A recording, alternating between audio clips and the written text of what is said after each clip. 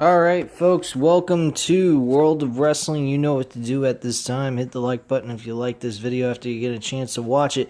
Hit the subscribe button if you're not already subscribed to the channel, of course.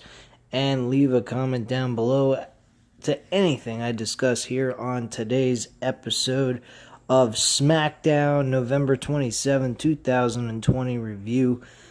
Folks, I gotta say, this wasn't too bad of a show, but majority of the show was centered around Roman Reigns, Jey Uso, and the family table. There was 2 attacks done here tonight, actually 3. One that wasn't really all that important, but showed some furious attitude by Jey Uso on Otis right after the promo that Roman Reigns and Jey Uso did in the middle of the ring to kickstart the show.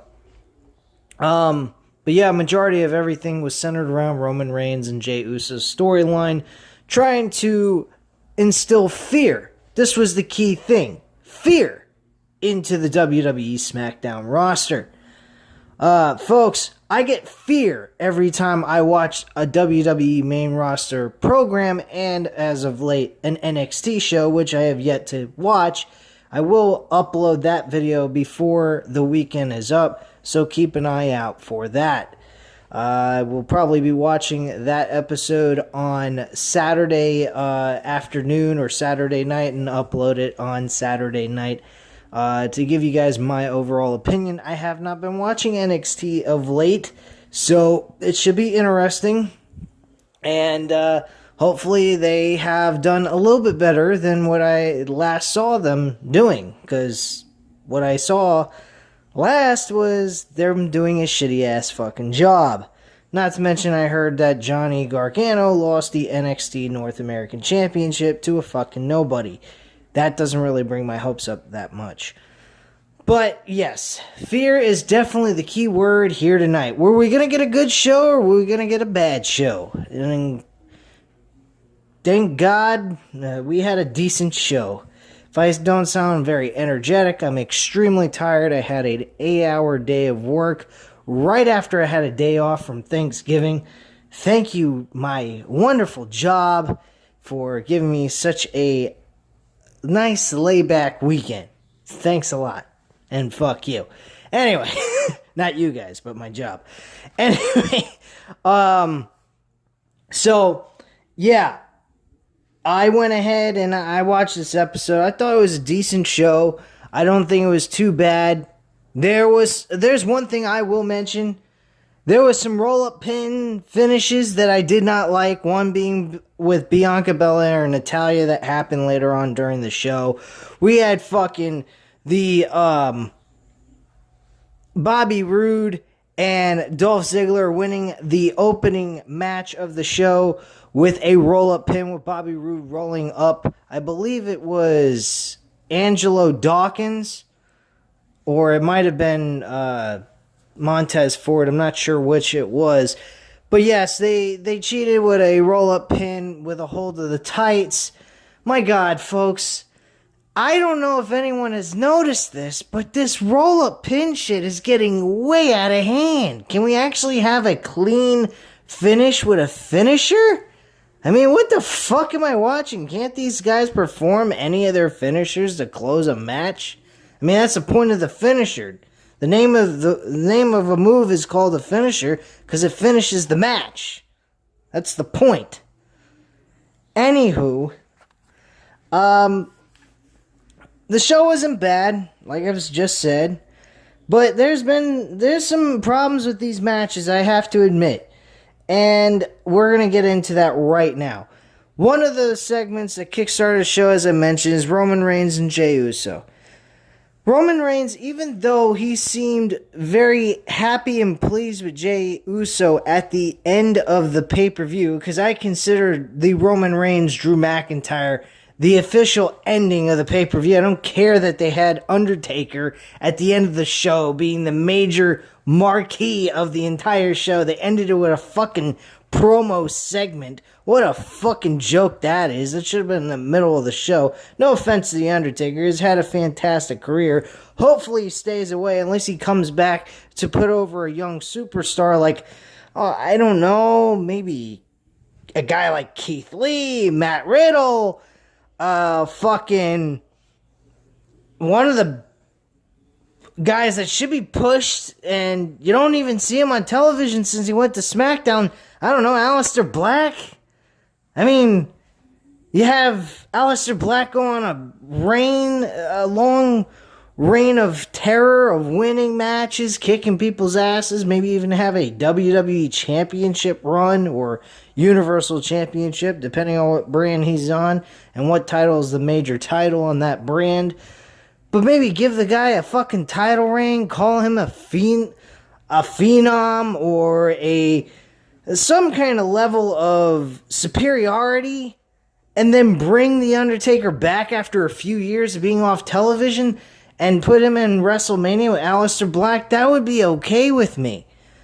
But to have this bullshit with Undertaker being the ending segment of fucking Survivor Series was ridiculous. I didn't mention that, but I gotta admit, it really was stupid. I didn't like that. But anyway, getting back to the promo, they go through the entire thing that occurred during Survivor Series. Jey Uso's team not winning, him not being able to eliminate all 5 guys by himself, couldn't get a control of his own team because the lack of fear that they had for him and the Roman family, or the Samoan family, I guess you could say, blah, blah, blah. So that's pretty much the point of the promo, even though Jey Uso came in and helped out Roman Reigns and stuck up for his own family member. At the end of the day, he played little mind fucking games with him. He's telling him how he didn't inflict fear, and without inflicting fear, they can't respect you, and on top of that, it makes him look bad, because anything that they do affects everyone in their group. I like the idea, that is true. Anybody that's a failure within their family or so-called team or faction, it does make the rest of the team go down.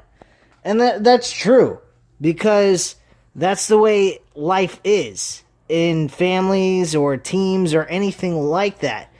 So they had a valid point there in what they did in that promo. But he's playing psychological games. He's using him as a pawn. That's really all Jey Uso is in this whole situation. When they get Jimmy Uso onto this group, he's not going to be a pawn anymore. He's going to be back with his brother. They're going to be tag team champions. They're going to bring the tag team division hopefully up, because they're definitely fucking down on both brands. So let's get real with that. Not to mention, they need to get rid of the fruit roll-up fucking belts that they got both on Raw and SmackDown, and actually create some fucking championship belts that look legit. Those titles look like garbage. But bottom line, when they get Jimmy Uso back and he's cleared to actually perform in the ring, this family faction is going to be badass, I believe. I think they're going to do a fantastic job with them. They're going to be like, to me, I would make them like Evolution. I'd make the Roman Reigns family as like Evolution. Roman Reigns being Triple H, the Usos, they're a tag team, but they kind of play the Randy Orton Batista role. And you got Paul Heyman as the mic piece of the group. And he kind of is like Ric Flair, only as a manager instead of an in-ring performer as well as a manager type of situation. That's how I do it. And I think that's the best thing that they could do. This is definitely something that could be very nice if they do it right, which so far they've been doing a great job, and I think that has a lot to do with Paul Heyman, from what I've heard in news and rumors and from YouTubers, that they are actually having Paul Heyman have his hands on this storyline, which I don't understand. If they have his hands on this storyline and producing such a good storyline in just this segment alone. Anything dealing with the Roman Reigns family segments. I mean, how the fuck could you actually have that? But then Raw, when he was running it for only less than a year, it was terrible. I don't understand why Vince McMahon wouldn't allow him to do his thing on Raw the way he's doing the Roman. If he can do a fucking show based all around Roman Reigns to make the show better, could you imagine if Vince McMahon allowed him to do all the other shit he could have done on Raw? My God, he would have made a fucking great show. But it wasn't that type of show like we're seeing with Roman Reigns' family. It doesn't make sense to me. And if it ain't Paul Heyman involved, and it's actually Bruce Pritchard, my God, Bruce, what the fuck you doing? Because you're doing a great job with Roman Reigns and his family, but you can't make the rest of the shows good? Get the fuck out of here. You're fucking pulling my dick here. Get the hell out of here, man. You gotta be crazy. Anyway. So, after this little segment, Otis and King Corbin were supposed to have their match, but that match didn't happen because Jey Uso decided to inflict fear into the hearts of the Smackdown roster. And he went on a tear, folks. He went ahead and he attacked Otis with a chair shots that were so vicious and vile and painful. I mean, it felt painful just watching Otis take those fucking shots. I gotta admit, that had to hurt like a motherfucker. And Jey Uso ain't so big. I mean, he's not a big dude. He ain't full of muscle. I mean, he's a strong guy, but he's not like, fucking ripped to hell. And looks like he's a muscle-bound freak, like some kind of roided out mental case. But the guy whacked the shit out of Otis, and he made it look painful. I mean, Otis looked like he was writhing in pain. Badly. So, terrific job by Jey Uso. And, hey, if these weren't hurting Otis, he was selling it very well. He did a fantastic job as well. But I doubt he was selling this. This was legit. He was hurting. And they were doing this deliberate to make it look realistic. I mean, I'm sure Otis was able to take the pain that he was going through, but I don't particularly think that's something he really wanted to do. He just had to do it to sell the story. So, kudos to him. He did a fantastic job taking these shots. I gotta give Otis that much credit for just taking a pounding like that and making it look very good. So yeah, we didn't actually get the match. That match was canceled altogether. The next match was the Smackdown Tag Team Champions, the Street Profits, against Bobby Roode and Dolph Ziggler in a non-title match. This match actually would grant Dolph Ziggler and Bobby Roode the opportunity for a future title shot for the tag team titles. Don't quite understand the logic here, why the fuck they would do something like this, but hey, that's what they did. And like I said before, Bobby Roode did a roll-up pin on, I believe, Dawkins. I want to say Dawkins, but let me scroll down here on the results to just double check on that. And it was actually Ford. Okay, so he rolled up Ford in a roll-up pin and then also grabbed his tights to get a leverage on him, and they got the 1, 2, 3 to pick up the victory. Wow. Great stuff, WWE. Very unique, very... I mean, the match itself was good. I mean, these guys worked very well together. Now, granted, okay, let's just say the Street Profits lose the titles or win them, vice versa. Who is next in line to challenge for the tag team titles? Who? I'll sound like the New Day. Who? Okay? Well, like, give me a fucking break. There's no tag team here. There's no tag team division. You got Bobby Roode and Dolph Ziggler now positioned for tag team titles. Okay. The Street Profits are doing good. They're winning matches. They're retaining the titles. They beat one of the best tag teams today, right now, outside of the Usos. And in a champions versus champions match, non-title. So, kudos to them. They're on a roll. I think this is all going to lead to the Royal Rumble. I think at Royal Rumble, we're going to see the Usos. Jimmy's going to be back. We're going to see Jay and Jimmy win the tag team titles at the Royal Rumble. I really believe that. I think that would be a great tag team matchup. Granted, I'm talking all kinds of shit about the tag team division on Smackdown and Raw. But the Usos winning the tag team titles and beating the Street Profits would be fantastic. So they won't be like lackeys to Roman Reigns. I think they need to win tag team gold. Yeah, they're going to be helpful and be Roman Reigns cronies, but at least they're going to have tag team gold and beat a good tag team at the end of the day. So it's going to be not for nothing that they're doing all this. That's number one. Number two, I think the Usos and the Street Profits are going to have a really good matchup that people are going to be interested in seeing a second or possibly even a third time at WrestleMania. I really think we could possibly see something like that occur. I mean, you might see it 2 times. I would go ahead and have Street Profits lose to the Usos at the Royal Rumble. And then at the February pay-per-view, you have the Usos beat another team that nobody gives a flying fuck about, like Shinsuke Nakamura and fucking Cesaro, if they're still doing that tag team. Or you could do Dolph Ziggler, Bobby Roode, do something like that.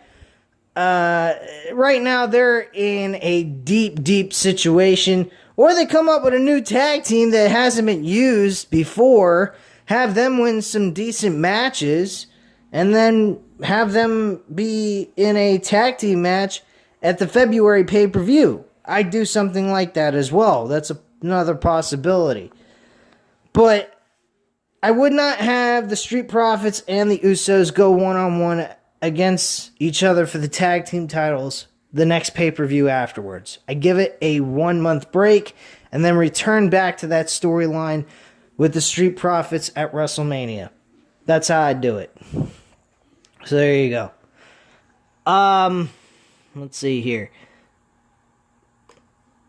So, we also got some documentary information about Sami Zayn and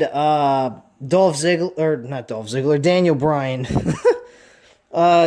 Yeah, so Daniel Bryan and Sami Zayn had some history being rolled about what was going on with Sami, what he's been doing lately, and how he's been kind of a coward, and how that title should be, the Intercontinental Championship should be defended on a weekly basis and be a workhorse championship. So, immediately following that promo, plus there was a little backstage segment with King Corbin and the Rey Mysterio family with Buddy Murphy, which I'm not going to really get into. I don't particularly care to talk about it. The whole thing with Buddy Murphy is really not my thing at this point in time, but I'll get into that when we get to the match with Buddy Murphy and King Corbin. WWE Intercontinental Champion Sami Zayn versus Daniel Bryan. This was an okay matchup, but the ending was trash, but this all was on account of Jey Uso once again. So, Sami Zayn and Daniel Bryan, they were having a good matchup in the middle of the ring. This led to Sami Zayn running away like a coward, trying to retain the championship. He runs backstage, then comes running back to the ring, gets into the ring before a count out of 10, and we don't understand what happened. Well, we go backstage, we actually see Daniel Bryan being attacked by Jey Uso once again. So Jey Uso is attacking him relentlessly, viciously, and basically a fucking maniac. And Michael Cole kind of said it best. He's unhinged. He's out of his fucking gourd. He's going crazy. Kevin Owens, he comes to Daniel Bryan's save here, and Daniel Bryan is protected by Kevin Owens, and Kevin Owens is pretty much pissed. He says, hey, you know what? What kind of fucking family goes ahead and treats their own family member like trash? The way Roman Reigns is treating Jey Uso. And this led to a one-on-one match main event with Jey Uso and Kevin Owens, which we already seen this matchup a couple of weeks ago going into the Survivor Series pay-per-view. So, it made sense, but it also was a repeat of the same fucking shit. So I didn't particularly like that idea, but hey, what are you gonna do?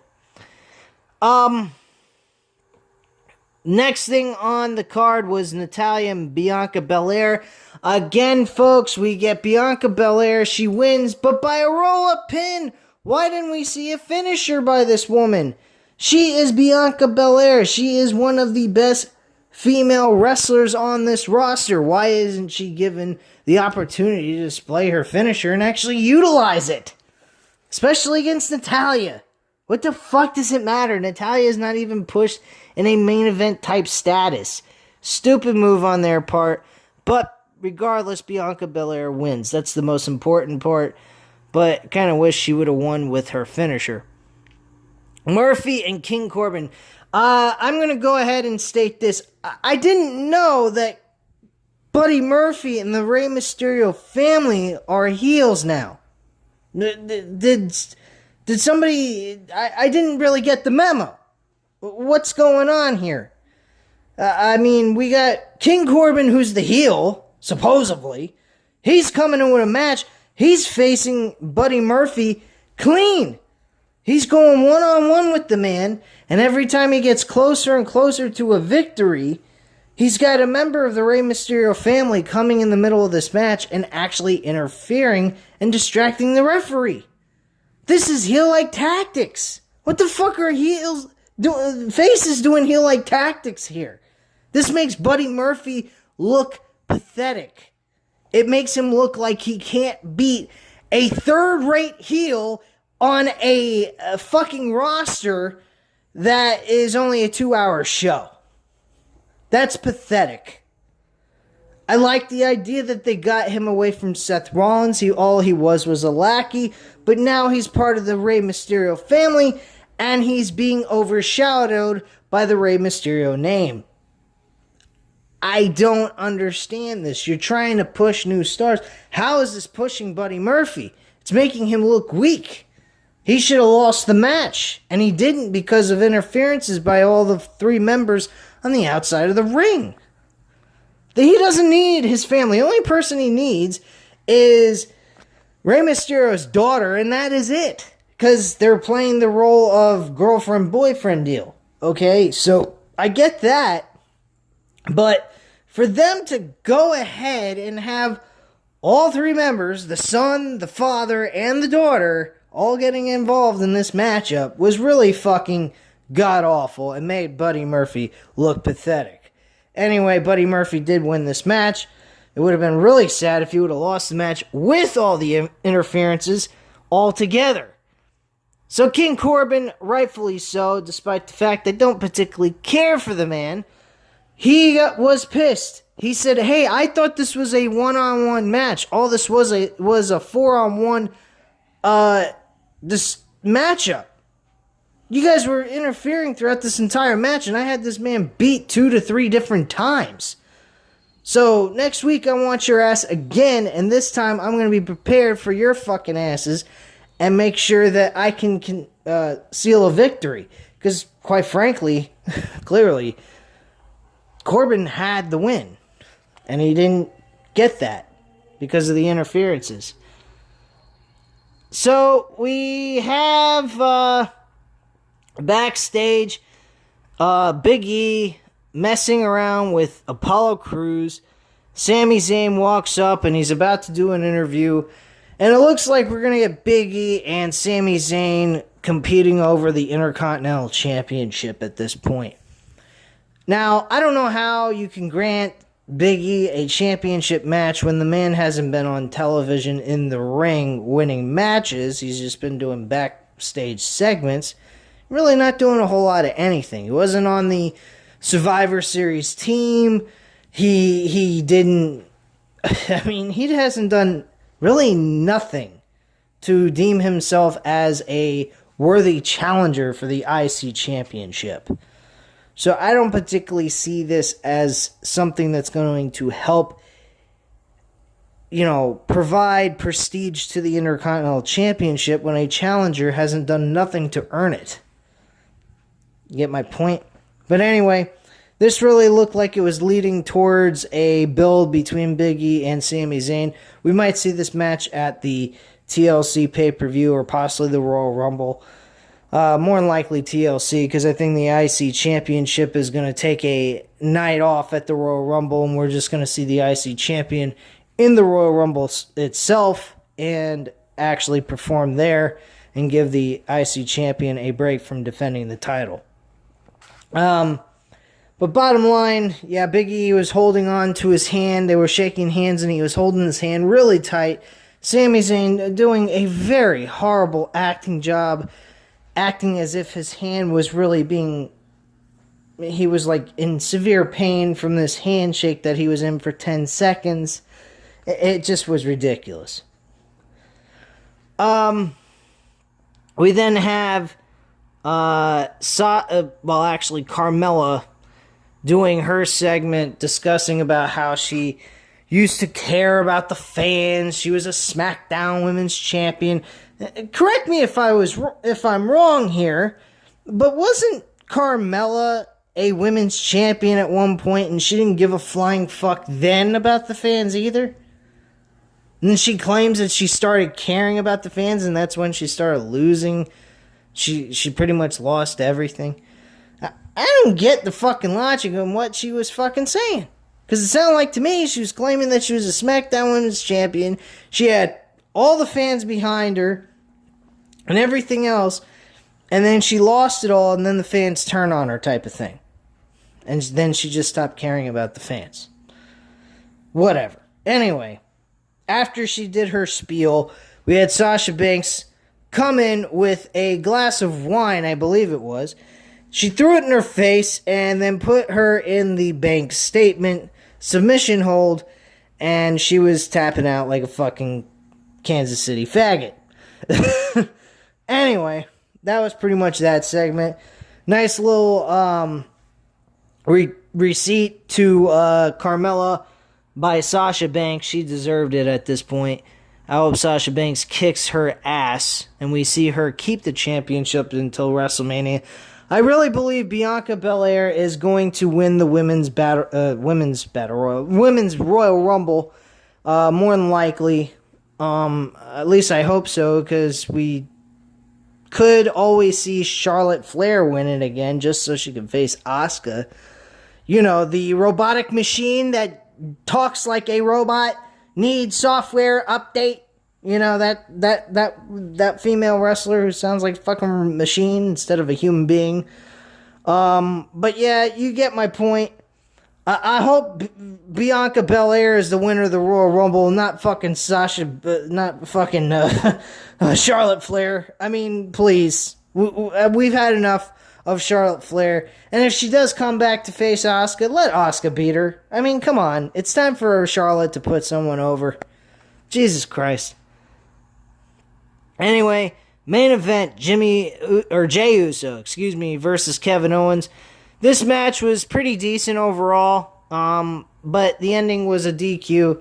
Kevin Owens wins because Jey Uso wanted to inflict some more fear into Kevin Owens, and unfortunately that backfired. Eventually, Kevin Owens got control of the chair. He started beating the shit out of Jey Uso, and Kevin Owens kept looking at the cameraman that was holding the camera nearby, And he looked at it and he was basically acting as if he was staring into Roman Reigns' eyes. And he said, look, this is how you treat family? You're not coming out here to help him. You're not doing nothing. You're just sitting backstage watching me beat the shit out of him, number one. And number two, you expect to inflict fear? I fear nobody on this roster. And most of all, I don't fear you. And this is being done while he's beating the shit out of Jey Uso. I keep saying Jimmy Uso. Why? I don't know why. Jey Uso keeps kicking the shit out of Jey Uso with the chair. He goes ahead and he takes the table, rips it apart, the announce table. He sits down in a chair acting like he's the head of the table, mocking Roman Reigns in a sense. And he's saying, I'm looking forward to seeing you. He kind of just said, I'm looking forward to seeing you.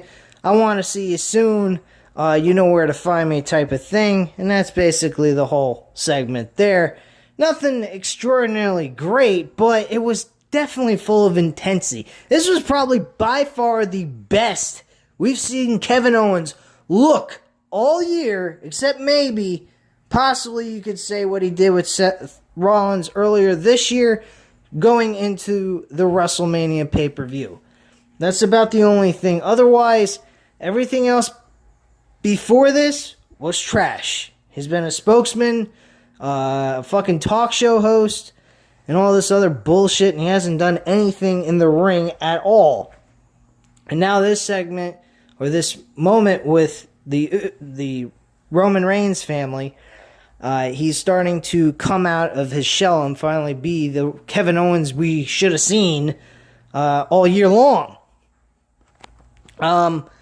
So bottom line, guys, the show wasn't bad. It wasn't terrible. It wasn't great. I'm not going to say this show is fucking great. I mean, give me a break.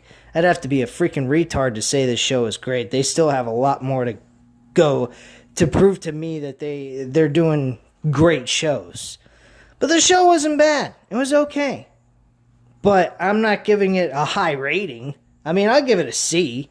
It was worthy enough to watch, at least. But it was a decent show.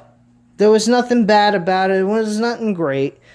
There was nothing terrible. Thank God there wasn't anything totally terrible, except for the Buddy Murphy situation, the roll-up pins that we saw. There's just too many roll-up pins in matches these days.